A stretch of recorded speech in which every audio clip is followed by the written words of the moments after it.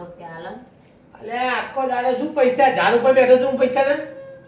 આખો દાડો પૈસા ભેગા નથી જા એ આવું શું કર મારા પર દયા કર ને હે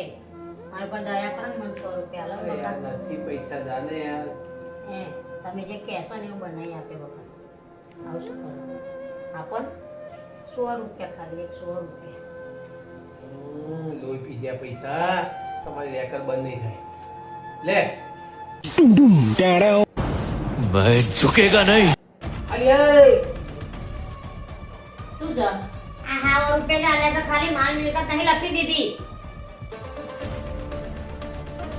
100 રૂપિયામાં કઈ તમે લૂંટાઈ નહીં જવાના ને હું અમીર નહીં થઈ જવાની